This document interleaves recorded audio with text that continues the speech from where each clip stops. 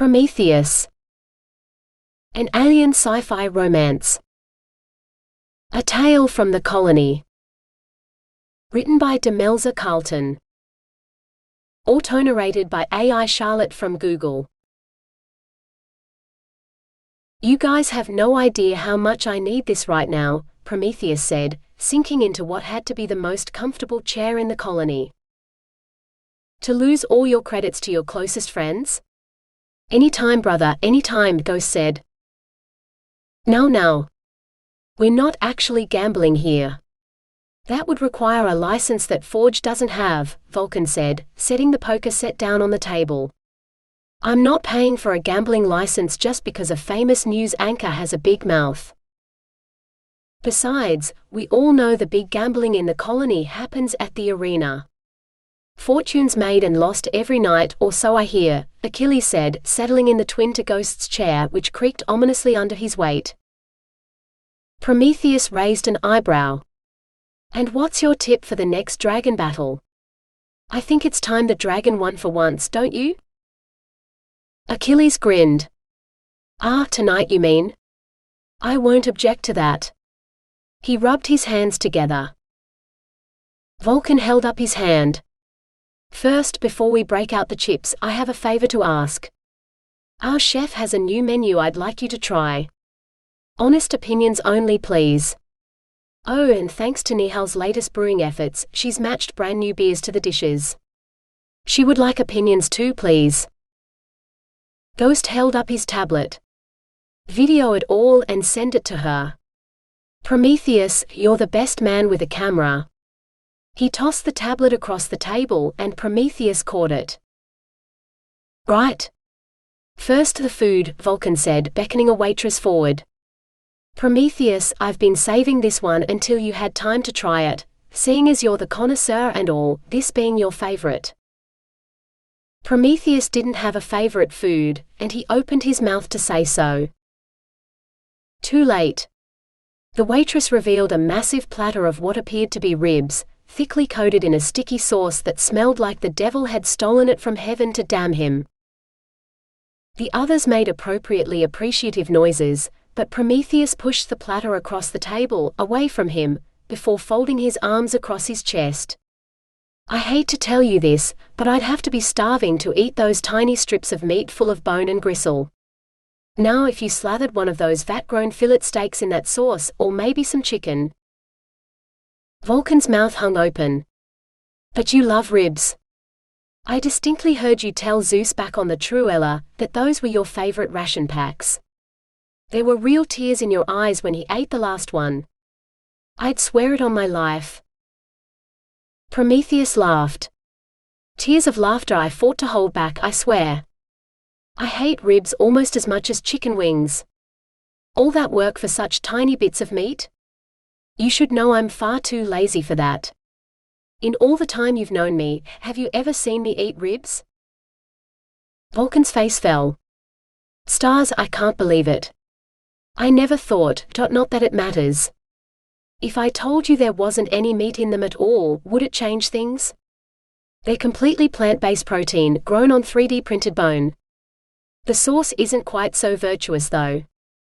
Duck fat, mixed with honey and one of Nihal's special bourbon spirits, as well as my chef's secret blend of herbs and spices. I thought if you enjoyed them, we could add them to our menu. But now... Achilles pulled the platter to his side of the table. I'll eat them. Get the big baby his steak in sauce. The sound of cracking bones echoed ominously through the empty function room. Achilles could be such an animal sometimes. More food arrived, including Prometheus's steak, and conversation died until the plates were empty. Compliments went to the chef, with the only complaint being a desire for larger portions, before Vulcan finally consented to break out the poker set he'd liberated from the Titanic, to take on the Truella. The talk turned to work, the one thing Prometheus didn't want to talk about. He listened to Vulcan's description of Forge's upcoming entertainment and new liquor business, Achilles' plans for new spectacles in the arena, before Ghost told them a terrifying tale about his last death-defying rescue. What about you, Mr. News Anchor? Are you the richest man in the colony yet, or just the most famous? Vulcan asked. He was pretty sure Vulcan was the most famous, especially after his performance at the Thanksgiving festival, but Prometheus forced himself to smile. Actually, I might not be a news anchor for much longer. Arnold, my boss, thinks what the news needs is a more feminine, caring face than mine.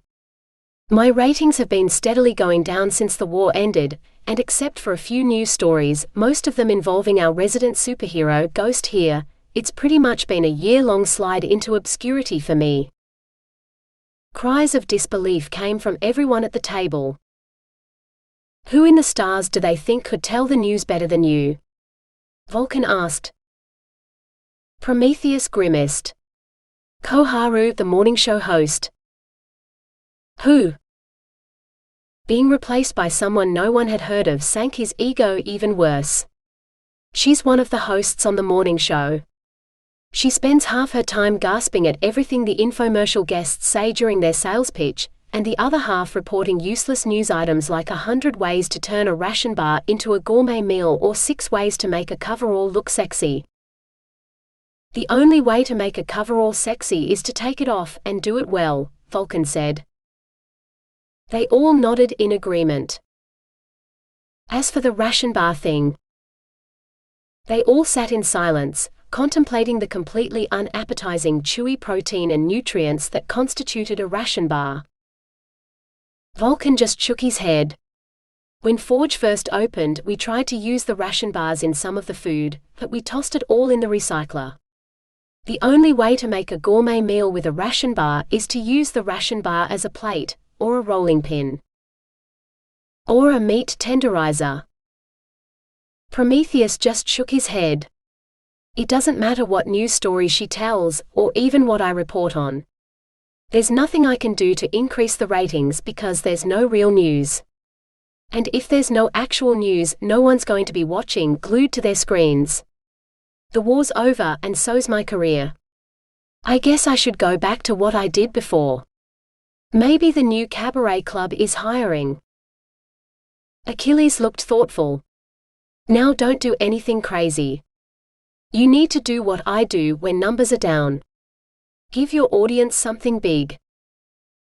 Even I'm not a big enough asshole to want the war back. I like peace as much as anyone. Well, what news stories have performed best for you since we arrived at the colony? Prometheus thought for a moment. The rescue ones. Whenever Ghost saves someone. That time someone got lost under the ice on Gaia. Stories where there's high stakes and a bit of adventure. Vulcan frowned. What was the thing on Gaia? Oh, someone got sucked under the ice, and one of the other team members was so disturbed by what he saw, he gave an interview about how aliens had abducted her. He even described their tentacles, curling around her as they dragged her under. It was a few weeks ago, around Valentine's Day. Vulcan nodded. Ah yeah, I was busy then. It was my first Valentine's Day with Hestia and I had big plans. Must have missed that one too. That's when I proposed to Maya, Ghost said. Achilles shrugged. Don't expect me to remember. I only pay attention to monsters in the arena. If they'd caught an alien though, now that would be a battle to see. He looked misty-eyed for a moment, before he cleared his throat and became serious again. Any other stories that got a lot of viewers? Not that I can think of. Oh wait. There have been a few pranks that got a lot of views. That time someone poured a heap of detergent into one of the Metropolis fountains, burying the square in bubbles. People were sliding around it like they were ice skating. So good news stories, jokes and high stakes. Something's bound to happen that'll tick at least 2 of those boxes. And if it doesn't, just do what I do, fake it. Achilles nodded. Prometheus stared at him in horror. I can't fake the news, the whole point about it being news is that it actually happened. There's journalistic integrity, people's right to know the truth, an unbiased voice in a world of advertising and political messages. If I make it up, it's not news, it's propaganda. He'd quit his job and spend the rest of his life scrubbing toilets rather than pump out propaganda. He had to draw the line somewhere. What about April Fool's Day? Ghost piped up. I mean, traditionally all the news outlets run fake news stories then. Not propaganda, but stories that are just close enough to the truth to be believable, while being complete nonsense in reality. Something funny, but that won't actually hurt anyone. Maybe. Prometheus began, the whisper of an idea swirling through his mind. What are you thinking? Vulcan asked eagerly. Prometheus shook his head. I'm not sure yet. I'd need to think about it a bit longer, and I might need some help, maybe some expert advice to make it sound believable. We're in, the other three said in unison. For the first time in days, Prometheus grinned. Oh, this is going to be good. Some days Pandora wished she'd gone into early childhood education. Fighting toddlers would be a cakewalk compared to her current job. But I need it. It's mine. I had it first. Then again, three grown men arguing over a piece of lab equipment wasn't that different to toddlers with a favorite toy. Pandora took a deep breath. The chromatograph is booked in hourly blocks. You can book in advance, or if no one is using it, you can book the current hour for yourself. However, if it's in use, then you need to book a block of time in the future, or wait until whoever is using it is done. According to the current schedule. She swiped her tablet, pulling up the schedule, then squinted at it. Ah, I believe Magneto has booked it for this afternoon. Yes. Mags pumped his fist in the air. But you weren't using it. Rusty whined. My samples took longer to prepare than I expected. Feral was hogging all the titanium crucibles and I had to wait until the wash cycle was finished. Mags protested. Feral held up his hands. Hey, don't go blaming me. I'd have had my samples done yesterday if you hadn't left all the washing up in the sink last night. It's your fault I had to do them today. If you'd cleaned up after yourself, I'd have had all mine done and dusted yesterday. No one was using it, so I automatically assumed no one needed it, and I do, so. But I need it. Pandora summoned a professional smile, one she hoped didn't look too like a grimace. The chromatograph is booked to Magneto for the whole afternoon. I suggest the rest of you discuss with him whether it'll be available again today, or whether you'll need to book your own slots sometime in the future. You can't do that. Now look here, you. Never had Plato's voice over the intercom been more welcome. Dora, delivery for you. Pandora turned on her heel and headed for reception, ignoring the shouts of the three infantile geologists behind her to their pissing contest. But reception was empty. Had Plato summoned her for a fake delivery to save her from those idiots? She hadn't thought he had it in him. She had to thank him. She rapped smartly on his office door. Plato? It's me, Pandora, she said. The door remained closed. I had them put the delivery in your office. See that you deal with it before the execs arrive this week. Of course, when the big bosses would arrive was anyone's guess. If they turned up at all. But Pandora knew if she didn't deal with the delivery, they'd arrive within the hour, and she'd never hear the end of it. So sure thing, she said, heading for her office. Well, what had been her office until someone had mistaken it for a storeroom and filled it to the ceiling with sample crates. Did Plato even know how big the delivery was? She suspected if he did know, he hadn't cared. Swearing softly, she scanned the label on the nearest crate, bringing up its chain of custody record in the database. Originally taken on Gamma just before the war started, only recently discovered in the hold of a scout vessel turned warship, when it was purchased by Vass Prospecting to be refitted for survey work, the Truella. A better name for a survey vessel than a warship, in Pandora's opinion. She hoped the higher-ups at VAS didn't change the name. Speaking of names, there sure seemed to have been a lot of them on this particular survey team, all taking samples that got left behind. Prometheus, Vulcan, Achilles, Ghost. She didn't recognize any of them, which was odd. After a year of managing VAS's labs on the colony, she'd met pretty much every active geology team in the Alton system. Perhaps they worked for some rival mining company she hadn't heard of. A company VAS had likely bought out, if the samples were here. Usually the geology team handled processing of their own samples, but if the team who'd taken these samples wasn't here, they'd be sitting in the crates for a bit longer until the team turned up. Unless they hadn't survived the war. That would explain why the samples had been forgotten. In the absence of the original survey team, she'd have to ask Plato who to give the samples to. Wincing, she headed back to Plato's office. She hated to do it, but she knocked again. "What is it?" Plato growled through the closed door.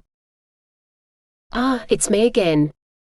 The delivery is rock samples from Gamma. Can you remind me who's prospecting on Gamma, so I can give them the samples?" Plato coughed out a laugh. "No one's prospecting on Gamma, silly girl. It's far too hot for a survey team. The EV suits would melt in minutes." Pandora's heart sank. Was that what had happened to the survey team? They died on the planet's surface, roasted alive? She shuddered. What a horrible way to go. But if the survey team was dead, who should I give them to then? Whoever has time to spare. There's always one or two in this lazy lot, who race through the lab work so they can have a holiday while everyone else is still working, until the ship's ready to head out again. Find out who's free and make them do it. Pandora made a face at Plato's closed door. Getting the geologists to do anything they didn't want to do was an exercise in futility, but if Plato himself couldn't be asked, then she'd have to at least try.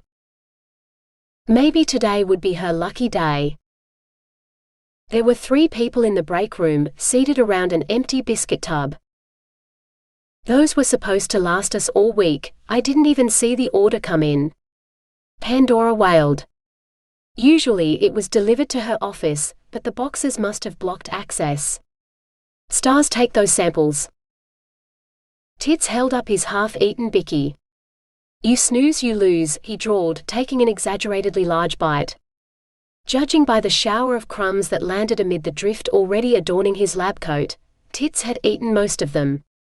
He boasted his name had come from his talent at finding titanium, but even Pandora knew it was because he had bigger breasts than she did, wobbling over a beer gut that should have been an impossibility on ship rations. Pandora shook her head. The last thing she wanted to think about was Tits's tits. She pasted a bright smile on her face. "Well, it's doubly lucky you're here then. I've just had a load of pre-war samples arrive, unclaimed samples, so if you have an hour or two spare to test them for me, you can put your name on the claim if there's a bonus for finding a rich vein." Pally crammed the last of his biscuit into his mouth before he said, "Don't be stupid. That's not how bonuses work. You have to take the samples at the site, do all the testing, put in the bonus claim, and you only get paid after it's been independently tested, and they can actually extract the ore. It all has to be documented, every step of the way. Whoever took the samples has first claim, no matter who does the first round of testing. And if they were taken before the war, anything's bound to have been mined by now. The samples are VAS property, found sealed in their original crates aboard a salvaged ship. I'm sure VAS will be grateful to whoever does the testing, especially if they turn out to be a rich vein no one's tapped before," Pandora said. If the original owners were going to lay claim to them, surely they'd have done so by now. They probably died in the war. Brody narrowed his eyes. Where were the samples taken? Gamma, Pandora said. There. Like Plato said, they couldn't have been mined yet, if EV suits melted on Gamma. All 3 men laughed. Stardust, Rhodey said. No one could have survived taking samples on Gamma. No point mining there either. Find some other dupe to do your testing. I'm not wasting my time. Whatever's on Gamma, it's where no one can get it. The other two nodded their agreement. Pandora's heart was hiding somewhere in her left shoe, it had sunk so low. She sighed and headed out to find someone else to ask. By day's end, she was heartily sick of the sound of her colleagues' laughter, and she still had an office full of boxes no one else would touch. Looked like she'd have to do the testing herself. It'd serve them all right if she found a rich source of something in one of the samples. She'd blow her first bonus on biscuits and keep them all to herself. She set to work.